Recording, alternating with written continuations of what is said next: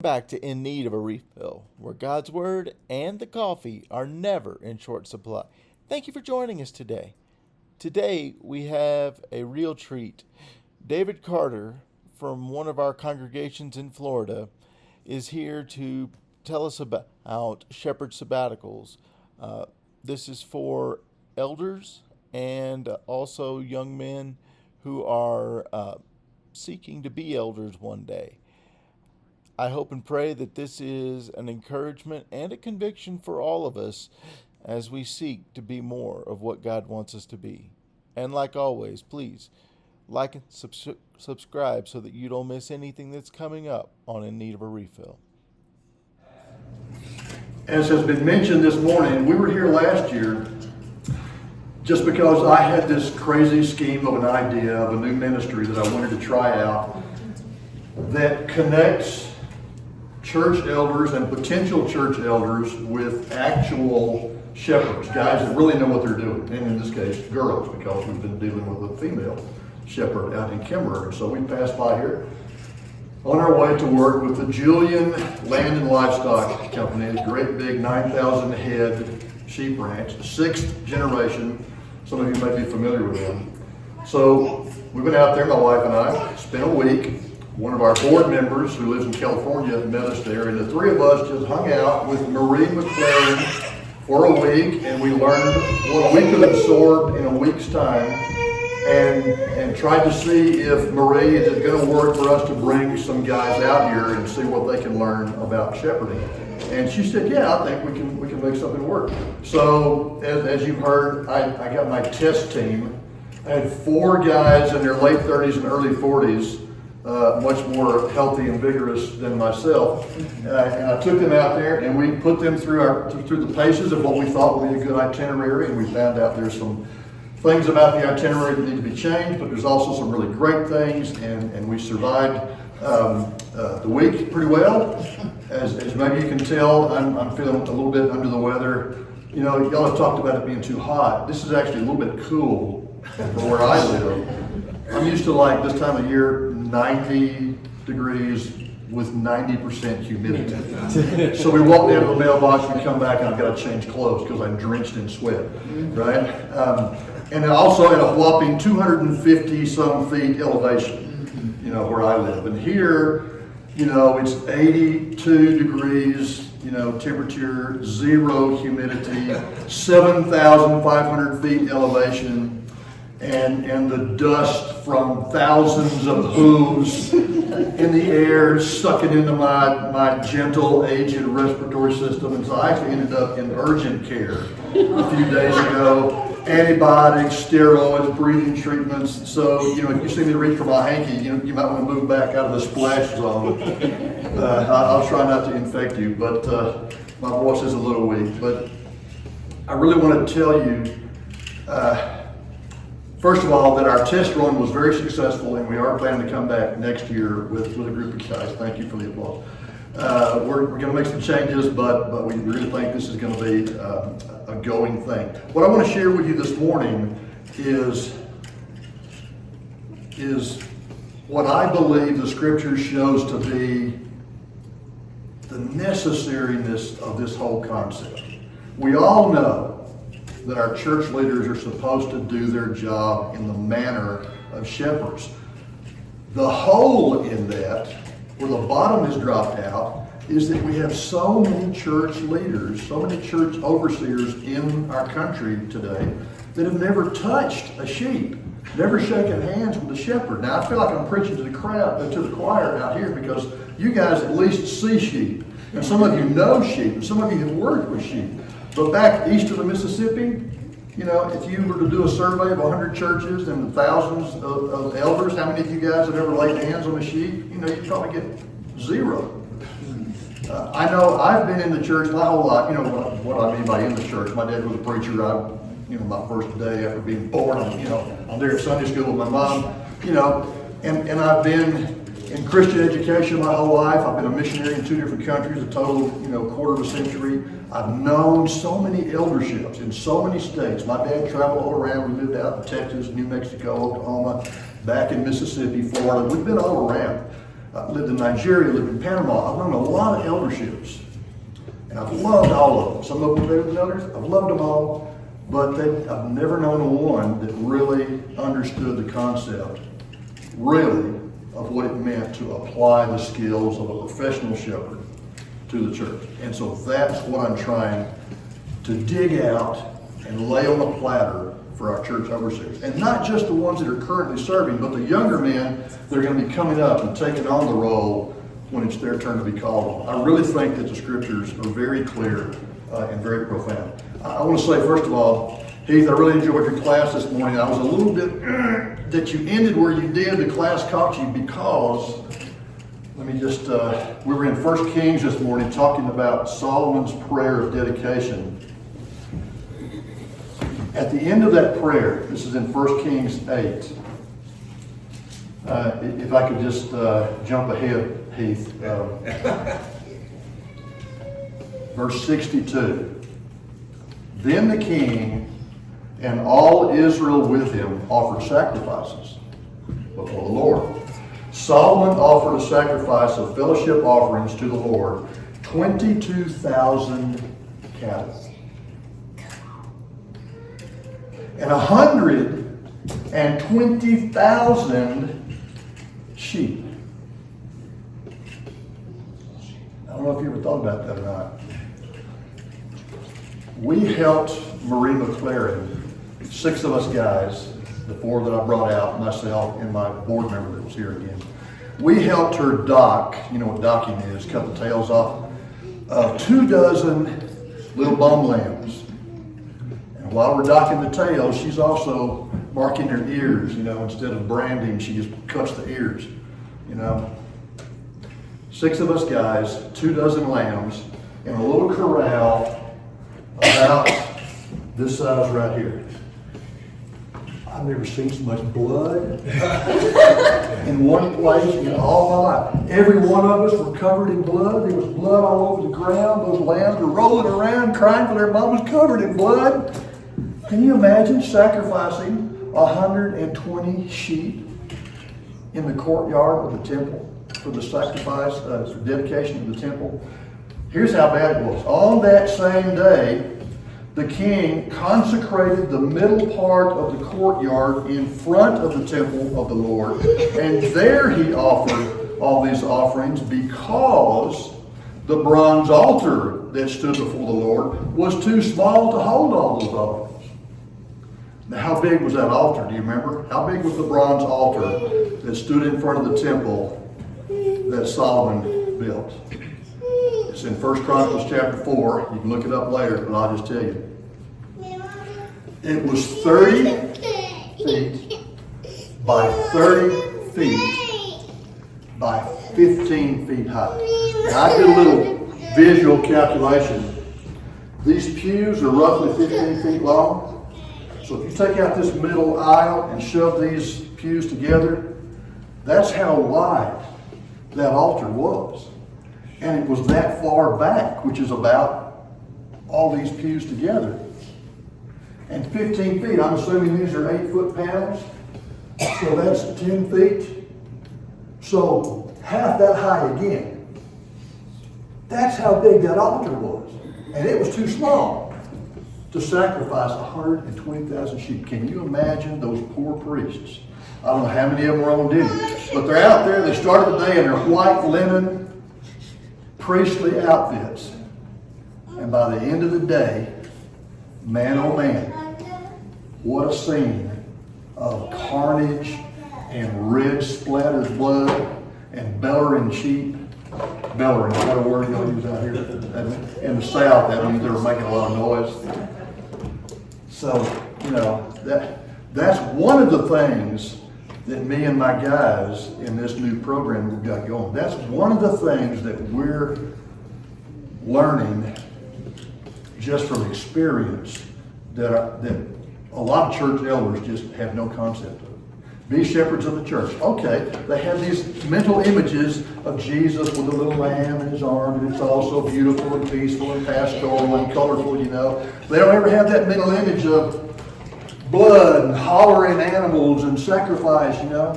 And so just being out there on that ranch is giving these men a whole different concept of the depth and the dedication that it means to apply that kind of thing to our churches. So anyway, so I just want to throw that's free. That part didn't cost you anything. That's extra. Okay. Now let me get into, is that this machine here?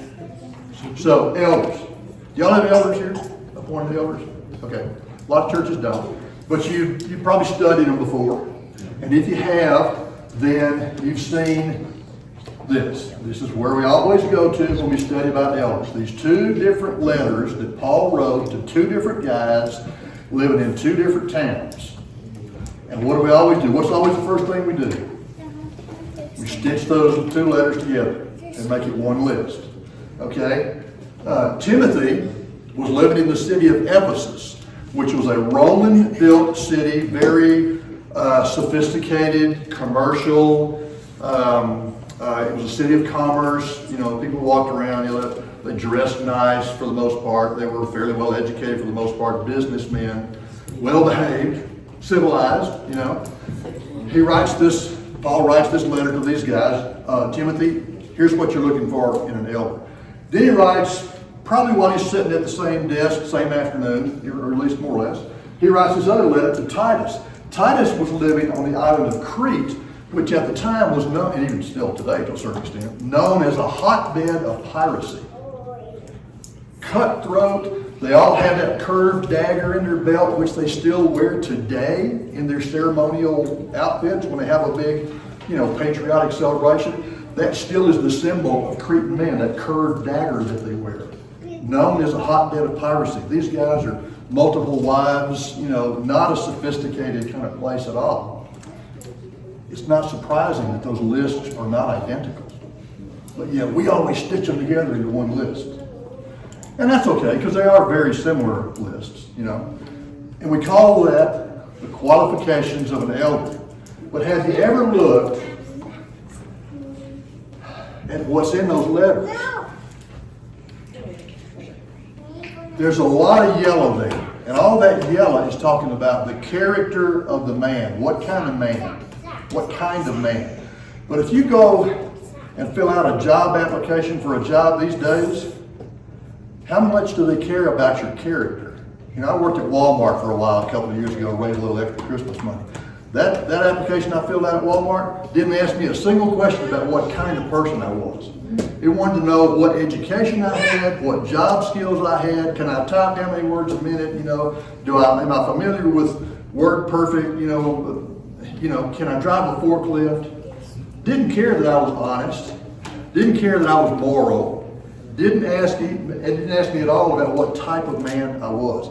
It wanted me to know what the tasks were that I was going to be performing and what job skills did I have that outfitted me for those tasks. Skills and tasks. Look how little in those lists is about job skills and tasks. There's almost nothing there.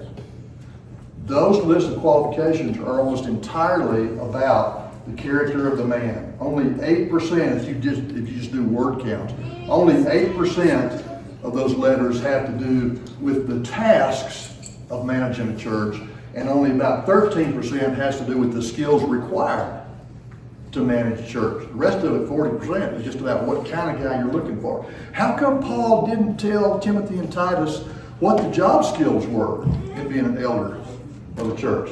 I believe it was because that had already been covered by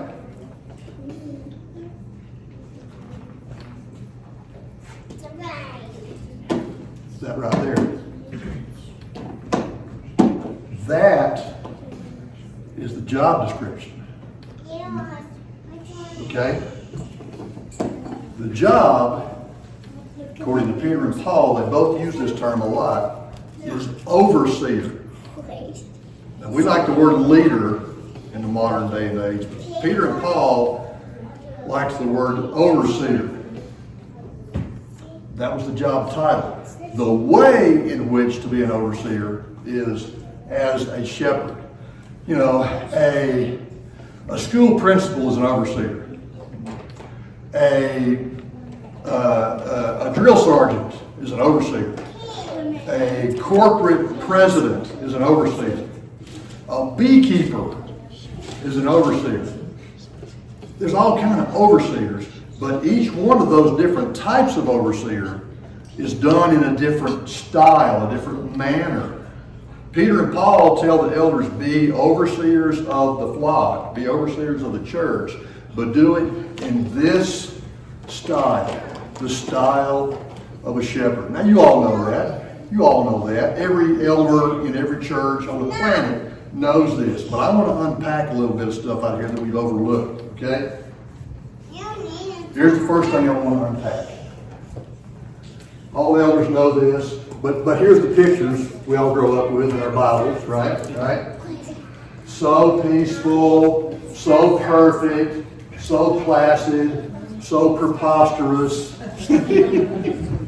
And then when the real issues of church management come up, you know, a couple's getting divorced in the church, a church family loses their business, you know, whatever, one church member suing another church member, you know, real issues. Our elders go, oh yeah, shepherds, that's nice. And then what do?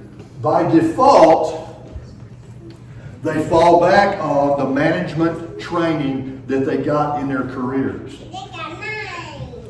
Right? I mean, it's only logical that they would do that. What else are they going to do? What else are they going to fall back on? And so you've got policemen, you've got coaches, you've got military officers, you've got educators, you've got business people. They all start managing the church according to the training that they got in those careers.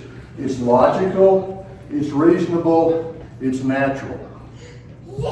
But it's not what the Bible tells them to do. Okay?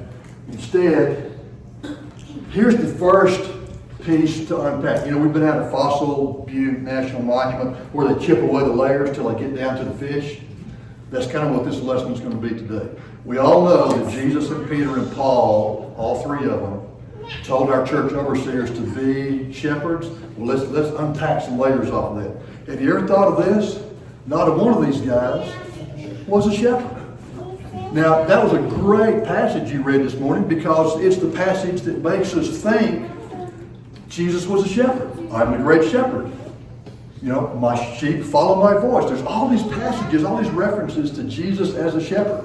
We've all got Bibles. We open them up. There's a picture of Jesus with a little lamb. I just showed you 3 of them, right? So we all come away thinking that Jesus was a shepherd. Jesus wasn't a shepherd. Jesus wasn't a shepherd. What was he? Carpenter. Thank you. He never worked as a shepherd. What was his daddy? Thank you. Jesus was not a shepherd. Neither was Peter, neither was Paul. What was Peter? Fisherman.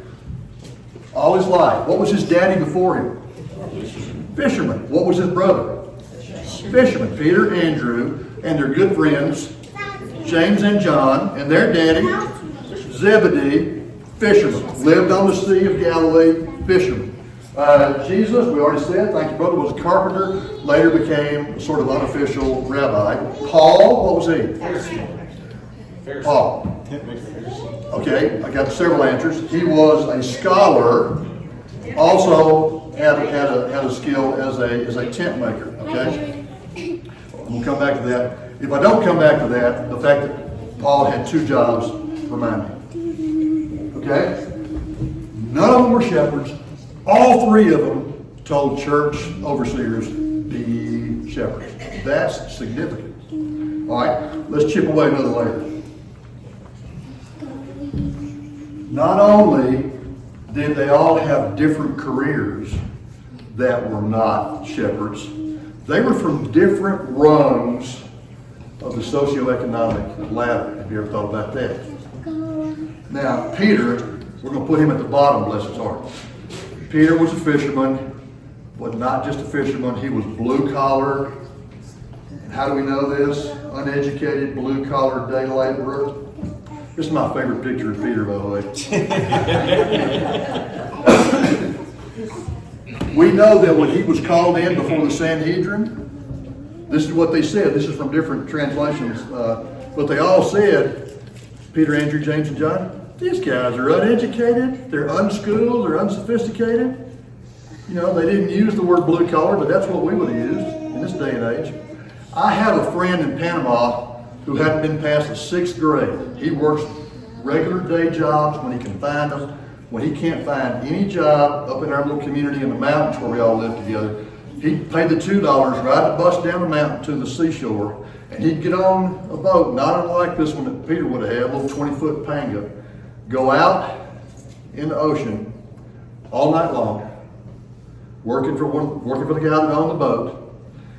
His name is Omar. Omar's only contribution to that all-night enterprise is the strength in his back and the strength in his biceps. They throw those nets out and they haul them in. And if there's fish in the net, he gets paid. If there's no fish in the net, he doesn't get paid. Now that's as blue collar, that's as unskilled labor as you can get. That's what Peter was. Peter may have been a slight notch ahead of Omar because there's indication that Peter and Andrew owned their own boat. But other than that, this is uneducated, bottom of the scale work. There they go, just like that. Okay, now let's move another rung up the ladder. Jesus. Now, all of our New Testaments we've been reading all our life call Jesus a carpenter. But that word, okay, and before I get to the word, it's interesting that Matthew quotes the people as saying, isn't this the carpenter's son? Indicating that Joseph was a carpenter. But Mark records the people saying, isn't this the carpenter? Indicating that Jesus himself was already a practitioner of that trade. And Jesus was already in his 30s, or right at 30 when this was made. So he was an adult recognized by the community as a carpenter. Okay, so he was and his father before him. Well, now this word that we've always translated carpenter in the Greek is the word tekton. Okay, now I studied the Greek language, I want you to know. I speak a little bit of Spanish from having lived 17 years in Panama. You'd think I speak a little Spanish. But I also studied the Greek language in college for 3 whole days until I found out that Dr. Woods was serious when he said he wanted us to learn the entire Greek alphabet by the end of the week. I thought he was just kidding, but he was serious. And I don't know if you've seen the Greek alphabet or not, but man, it's got all these weird, So I had to drop out of Greek, but I can use a Greek dictionary. And so I looked up this word, and the word tekton means more than just carpenter. I don't know why it's always been translated carpenter in our Bibles, but it actually means builder or craftsman or artisan. It's broader than just carpenter. It can mean stonemason. And if you put the prefix arche, A-R-C-H-E, in front of it, which means master, you get the word architect. Oh, so that's more than just a guy that, a wood butcher, That's a guy that really, is a skilled trade. I don't know if you've been reading, I don't know if you read a lot of Bible archaeology kind of stuff, but they've discovered fairly recently there was a town within walking distance, a Roman town within walking distance of Nazareth that was being built as kind of a giant rebuilding project by the Romans that called upon tectones from all around the region. And they're saying it's pretty certain that Joseph and Jesus probably worked on that project, either occasionally or it was an ongoing yearly, several year project.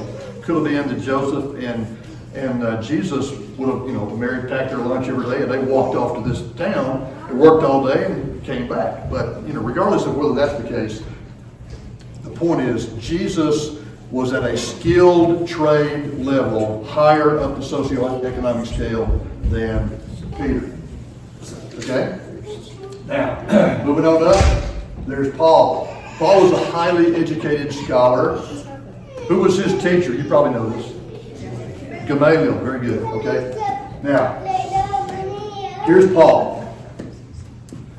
Paul says, I am a citizen of no ordinary city. Well, that was a tongue-in-cheek way of saying Tarsus is a big deal. Tarsus actually had free city status in the Roman Empire. That means they didn't pay taxes. They were free from a lot of the other regulations that other cities had to live under. The reason for that, you're going to enjoy this, you may already know it. Tarsus was known as a city that supplied high quality leather goods for the Roman army. Do a little calculation. What did Paul do? What was his trade? Tent maker. Guess what the tents were made out of? Oh, isn't that fascinating? So the city of Tarsus supplied leather boots, leather sword scabbards, pieces and parts for the armor, helmets, tents, all that leather stuff supplied to the Roman army. And so Tarsus had special status as a free city. That's where Paul was from. His trade, tent maker, Tarsus supplied the Roman army. As you said, he studied under Gamaliel. Gamaliel, everybody knows Gamaliel was a smart guy back in the day. He was actually president of the Sanhedrin court. That doesn't show up in Scripture, but secular history shows that he was president of the Sanhedrin. You know Paul was a Roman citizen, and you know that he got his citizenship how? By birth, not by purchasing it like that Roman centurion that was about to whip him that time. The Roman centurion says, I paid a lot of money for my citizenship. Paul says, I was born as a Roman citizen, which meant his parents were also Roman citizens. And, you know, he was a Pharisee. But in that little passage where he says, where he's defending how Jewish he really is, he says, I'm a Pharisee born of Pharisees. So, man, what a family he came from. He came from a family of Pharisees, strict Jewish, society kind of family, but also a family that had been Roman citizens for at least a couple of generations. What a weird mix, living in this city that had special Roman status. I mean, this, that had to be a wealthy, or at the very least, well-connected family, living, hand in hand with Jewish connections and Roman connections at the same time. Gamaliel only took a few students each year. So for Saul not to even be from Jerusalem, not to even be from Palestine, but from way up around the curve of the Mediterranean Sea, to get to come down and study with Gamaliel, his family had some pull there, y'all. His family had some pull. Okay, here's the thing you were supposed to remind me to tell you. Have you ever wondered how it is that Paul is this like PhD scholar, but also had a hand-skilled trade? Doesn't that seem kind of wonky to you? It always did to me. Have you ever heard of Rabbi Hillel? Rabbi Hillel was Gamaliel's grandpappy. And in his day, he was actually still living at this time, but when he was like the big dog in the Sanhedrin, just as influential as Gamaliel was in Paul's time, Rabbi Hillel had come up with this mantra, this statement. He's the guy, you may have heard of this, but didn't know it was Rabbi Hillel. Rabbi Hillel said, if a man won't teach his son a trade, he teaches him to be a thief. And by the time Paul came along, that sort of statement had become like law among all these guys like Paul. So that if they were going to study the law and become rabbis and become scholars, it was expected that they would also learn a trade. My daddy was one of those kind of guys that could do anything. Pipes break, he fixes it. Car breaks down, he fixes it. Even though he was a preacher my whole life. I remember he had a car that had been dinged several times in the parking lot and whatnot. So he takes it down to the body shop to get a quote. The guy gave him a quote, and my daddy said, well, that much money, I can buy some tools and a book and learn to fix that body myself. And so he did. And so all through my high school years, there was always somebody else's car in our garage. And my dad would come home from the church office, still in his tie, and his suit, and he'd come in, he'd walk into the garage, pick up a hammer, start banging on the fender, my mom would come out, Stacy Carter, you get in here, change your clothes, So that's kind of the way these guys were back in Paul's world. They were scholars, learned the law inside and out, but they had a trade as well. So, these guys, not only who had different careers, but they were from different rungs of that socioeconomic ladder. They could have recommended any model to those church leaders, but unanimously, They all said, no, you got to do it like a shepherd. Do it like a shepherd. Do it like a shepherd. That to me is hugely significant. Okay. There we go. Moving on. All right. Think about this. Another little layer to peel away from a fish. Think about all the other professions that they could have chosen as a model. Okay? How about right off the bat, you would think that Peter would have said to our church leaders, be fishermen. That's what Jesus said to me. Remember? Jesus said to Peter, come with me, I'll make you fishers of men. How come Peter didn't say to the church leaders, be fishers in your churches? That would have seemed logical. How about this? Jesus was a builder. Why didn't Jesus tell church leaders to be builders in their church? That would have made sense. And I love this one. This was my favorite. You ever think about that? How many Roman centurions are named in Scripture? 10. Say 10. Ali said it was 10, I think. Really? I thought I heard her say that.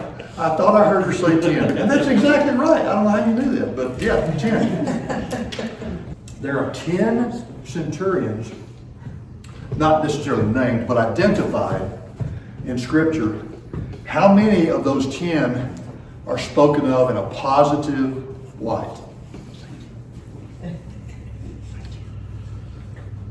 That's right, 10. All 10 of them. Every single Roman centurion identified in Scripture is spoken of in a positive manner.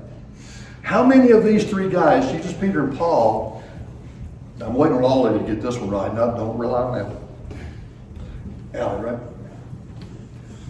How many of these three guys, Jesus, Peter, and Paul, had personal encounters with Roman centurions?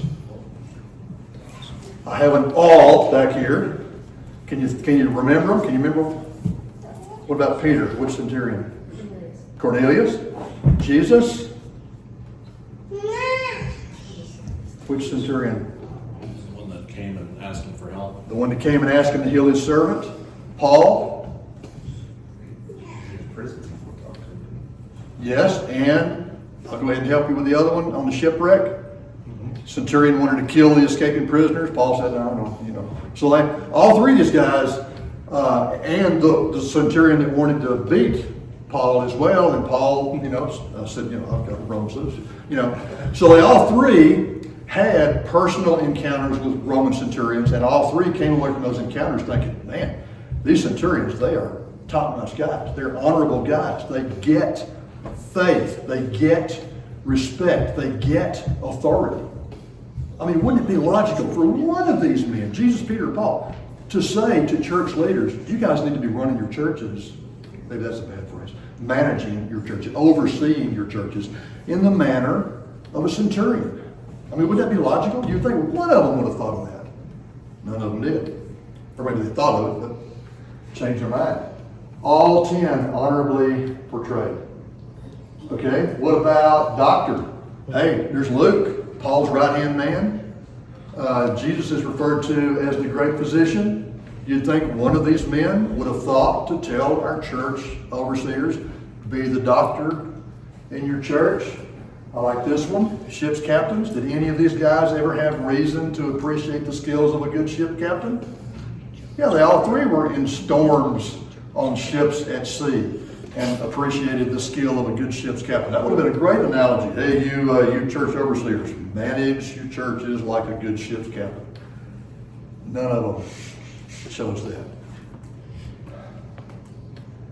Or how about this? We all expect our church leaders to be men of the word, right? Even in the letter from Paul to Timothy and Titus, he says, hold firmly to the trustworthy message. The scribes were referred to as experts in the law. You would think that Jesus, Peter, or Paul, one of them would have thought to say to church leaders, be, some kind of Bible guy, but they didn't. They all went back to this. Is that coincidence? Can that be coincidence? After you peel away all these layers, All these reasons that Jesus, Peter, and Paul had to pick some other model, and they all went to this guy? Be this guy in your churches? And most of our church elders have never even met this guy? See, that's the hole I'm trying to fill with this program. I'm trying to introduce our church elders to that guy and to learn what that guy knows. And doesn't he look like the kind of guy that American society would just kind of, he's nobody, you know. But that's the guy Jesus, Peter, and Paul wanted our church overseers to know and to emulate. I don't think it's coinkydink, as my sister used to say. Okay? Now, one more layer. What do you tell people on your deathbed? That's most important. The most important thing. It's the last time I'm going to see you. I'm fixing to draw my last breath. Here's the most important thing I want you to know. Well, these weren't exactly deathbed statements, but all three of these statements that we keep coming back to, they were all three what I'm calling last opportunity statements. Now you think about what Jesus said to Peter. He was speaking specifically to Peter when he said, feed my lambs, take care of my sheep, feed my sheep. But all the other guys were standing right there on that beach. That was on the shores of Galilee. Jesus had already been crucified. He'd already been resurrected. He was strapping on his shoes to go back to heaven. And he calls them all together. And he speaks specifically to Peter, but they're all there. And that's what Jesus chooses to say right before he leaves earth. Talking about being shepherds. Peter, he writes his letters, 1 Peter and 2 Peter, near the end of his life. We don't know exactly how close it was to the end, but it was very near the end of his life. And he says, be shepherds. He addresses chapter 5 to elders. The whole chapter 5 is addressed to elders. And he says to them, be shepherds. Acts chapter 20, Paul wants to go to Rome. He wants a chance to speak to the emperor. He knows that as a Roman citizen, all he's got to do is get himself accused of a crime and then say, I appeal to Caesar, and he gets a free ride to Rome. So he does that. He goes to Jerusalem, he gets himself arrested, and he gets a free ride from Jerusalem to Rome. Well, he's in Ephesus on his way to Jerusalem to make that trip happen. And he calls together, he's there on the beach, fixing to get on a boat, and he calls together the elders of the church in Ephesus. And what does he say to those guys before he says this statement here? What does he say? I know that you guys will never see me again. This is my last chance to tell you guys anything. And that's what he chooses to say to us. Not be good guys, not be good husbands, not go out and baptize a lot of people. That's the most important thing you can think of to say to those guys in that moment.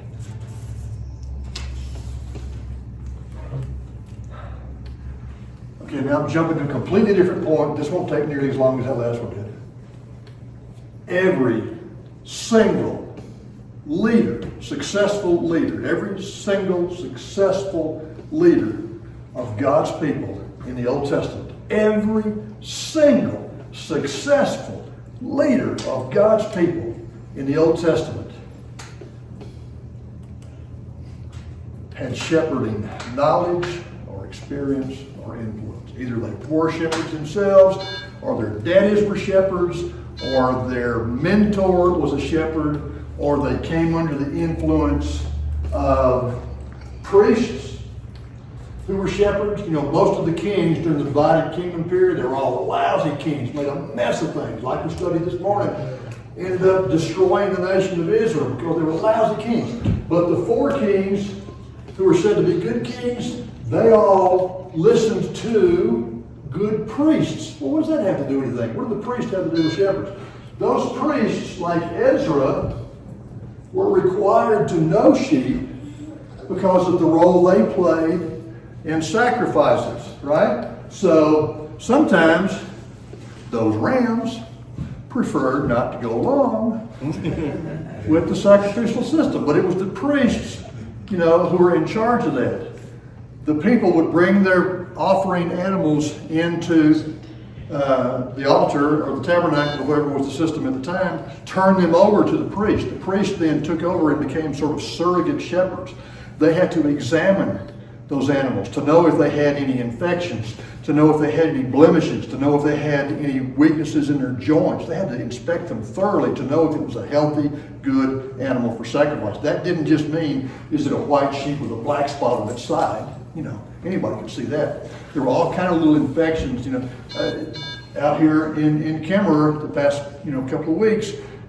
Sheep would pass by me in the chute, and I said, that sheep looks fine to me. And Marie would say, look, it's got this infection thing. How can you tell? What, see that little thing right there? No, I don't see it. Well, yeah, right there. That's a sure sign of an infection. Well, the priests had to know that.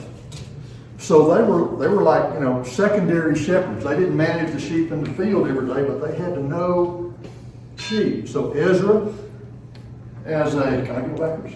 Yeah. So Ezra, hang on. Again, I don't know where I'm pointing. Ezra, he was a priest of the line of Aaron, so he was in the family of high priests. He was especially required to know about sheep, and then all the other priests, they had to know those sheeply things too.